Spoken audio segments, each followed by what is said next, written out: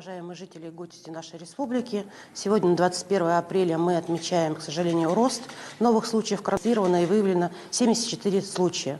Наибольшее количество случаев зарегистрировано в городе Якутске 49, в Алданском 7 случаев, в Мегино-Кангаласском, Нерюнгринском по 6 случаев, в Чормчинском 3 случая, Тампонском, Алданском, Хангаласском по 1 случаю.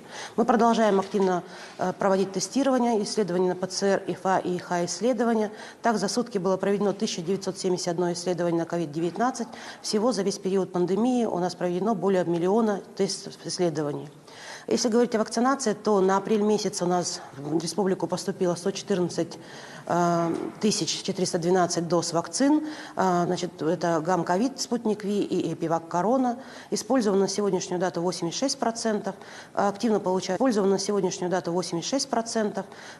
получают вакцинацию жители нашей республики. И сегодня это 97 743 человека, которые получили первую дозу, и окончательно закончили 55 691 человек вакцинацию.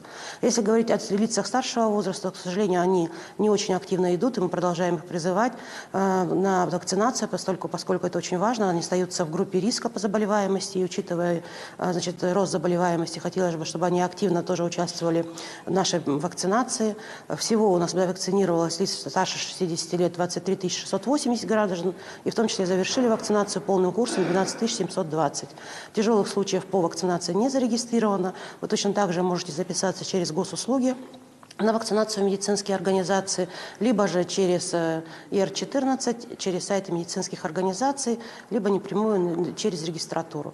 Конечно, сегодня очень важно говорить о том, чтобы мы продолжали сохранять наши позиции по соблюдению санитарно-эпидемических норм. Буквально 19 апреля вышел новый указ главы, где вновь назначены ограничительные мероприятия.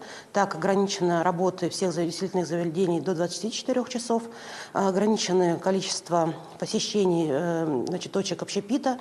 Расстояние между столиками должно не менее быть 1,5 метра друг от друга. В самом зале должно быть не более 50 человек. И за столом, за единым, не должно быть более 15 человек. Дальше мы предложили совместно с Роспотребнадзором уменьшить количество посещений в места массового скопления. Это кинотеатры, спортивные залы, театры.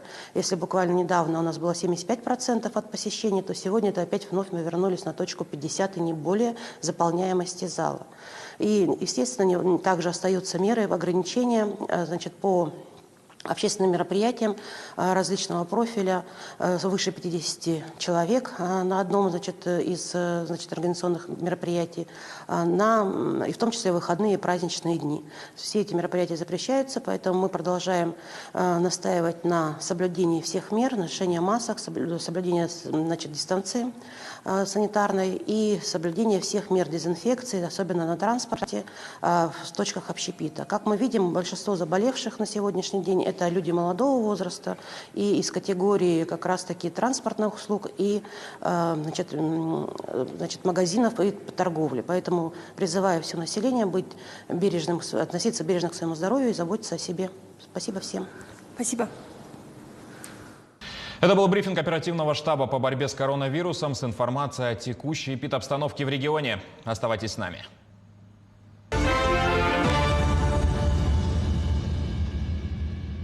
Златоглавая, белокаменная, Третий Рим. Как только не называли Москву в разные времена. За свою бурную историю столица не раз горела, перестраивалась, меняла свой облик, но кое-что остается неизменным. Москва по-прежнему остается местом притяжения.